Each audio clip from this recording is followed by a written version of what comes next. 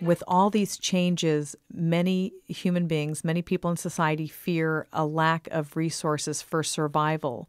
Please give us some guidance on how to view and deal with this, Gaia. We'll say to you that the planet is not in lack. There are no true lack of resource. You may say that the planet can restructure, restore, rejuvenate itself much more easily than you might imagine. Humanity, even in all of its thoughts and all of its foibles, cannot truly take from the earth what the earth will not give.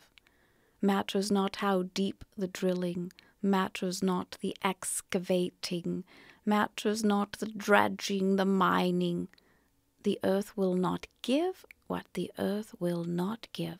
The earth does give and share as it does. Whether or not the same resources will be available, that is to now evolve and change.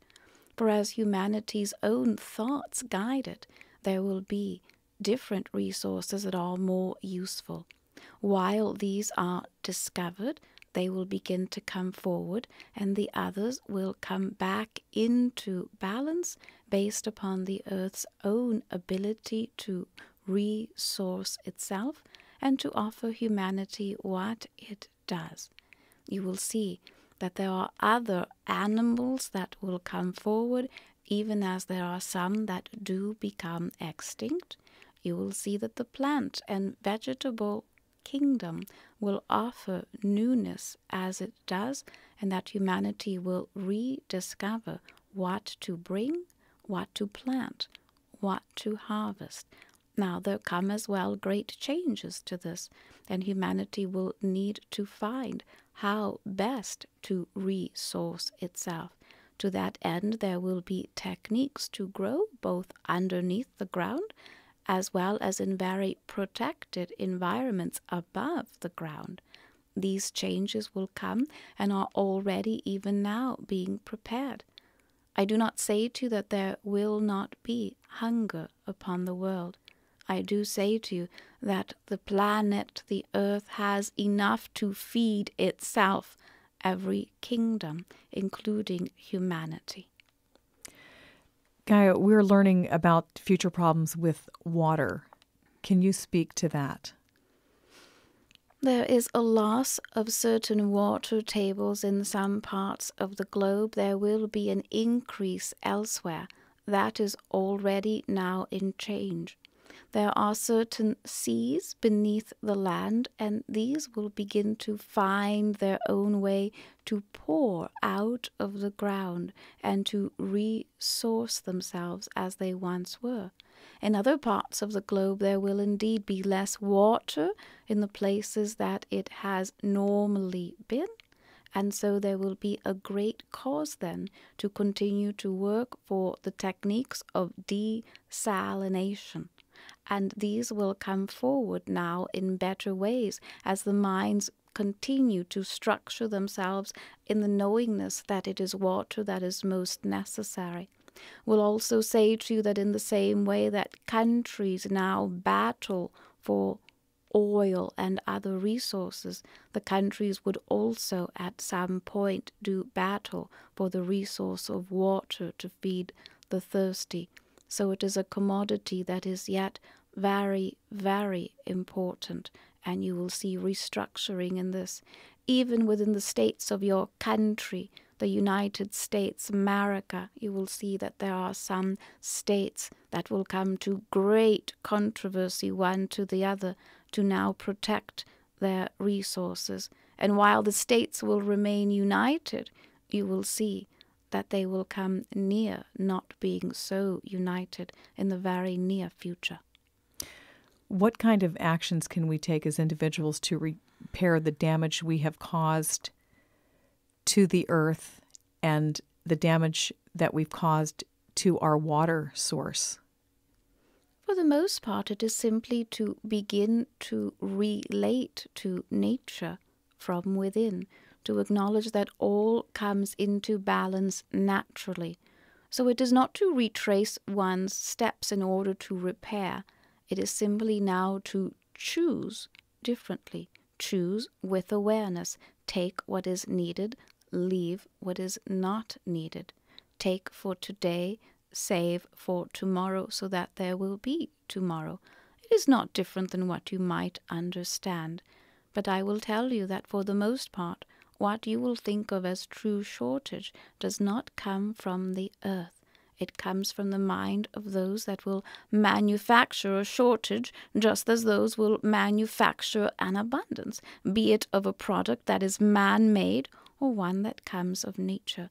Nature is always in balance, even when it appears that it is not. It is best to begin to think this way.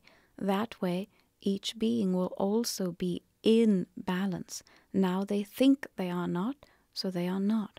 So it is important to allow thought, new thought, original thought, creative thought to guide the next moment, rather than a rehearsed thought or a memorized thought or an instilled thought.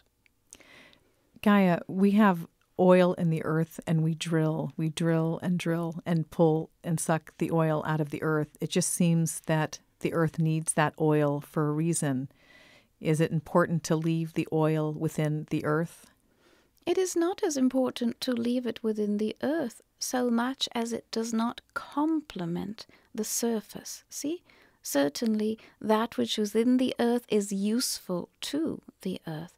But I will tell you again, humanity cannot take so much from the earth as will truly harm the earth. The earth is not harmed by humanity's unconscious thoughts or unconscious taking. That being said, all of the products, the byproducts of the oil, these are not as sustainable upon the earth as they are within the earth. Certainly there are better resources upon which to draw, and humanity will come to this conclusion. Yet it has fear to do so. If it is already in fear as to its economies, it fears to move away from the oil, thinking that all of the economies will then certainly fall. And so it appears that it will choose a more gradual approach, a shift of the wealth from the oil and the oil-hungry to those that now have other ideas to bring forth.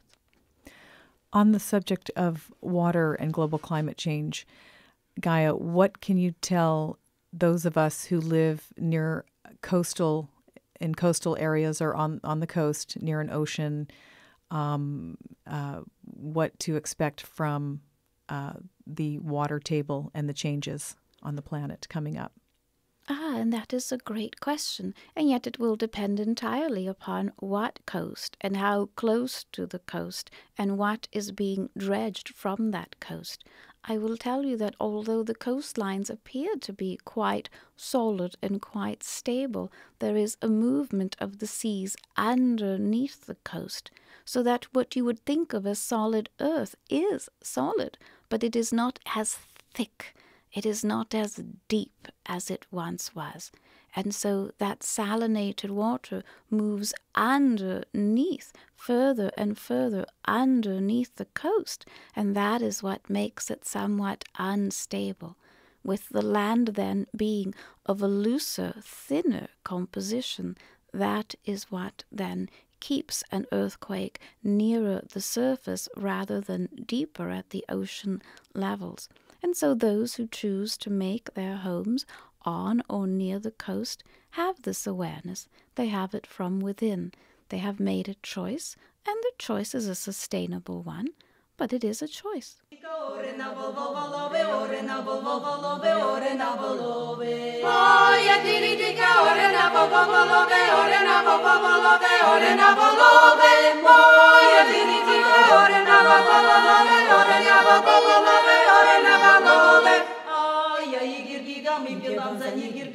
Śpiewam za nimi, śpiewam za nimi.